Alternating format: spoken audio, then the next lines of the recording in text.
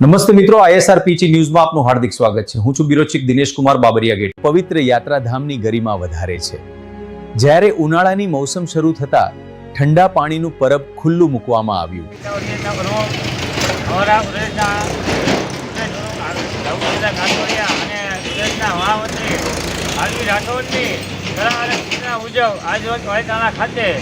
ઉનાળાની કાળઝાળ ગરમીની શરૂઆત થઈ રહી છે ત્યારે પાલિતાણામાં પત્રકાર એકતા વરિયરની ટીમ દ્વારા એક પાણીનું બરફનું ખુલ્લું મૂકવામાં આવ્યું છે। આ રોડ એક જાહેર રોડ છે। આ રોડ ઉપચારીઓ ઓછા થતા હોય તો ત્યારે ગરમીની મોસમની અંદર ઠંડુ પીવાનું પાણી મળી રહે એ માટે આજ રોજ અમારી પાલિતાણા પત્રકાર એકતા વરિયરની ટીમ દ્વારા પાણીનું બરફ ખુલ્લું મૂકવામાં આવ્યું છે।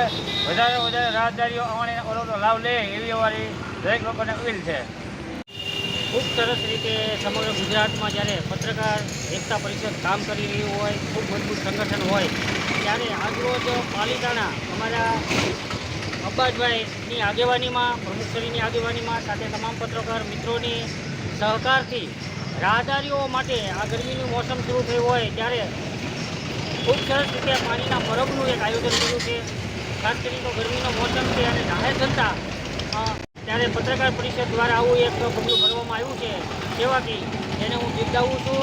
અને સાથે સાથે સમસ્ત ગુજરાતમાં આજે પત્રકાર એકતા પરિષદ ખૂબ પત્રકારનું મોટામાં મોટું સંગઠન છે અને એકતાથી અને જાહેર જનતાનો જે કાંઈ અવાજ છે, સત્યની જે વાત છે એ લોકો સામે લાવવાનું જે કામ કરી રહ્યું છે એ બદલ પણ એમનો હું ખૂબ ખૂબ આભાર વ્યક્ત કરું છું।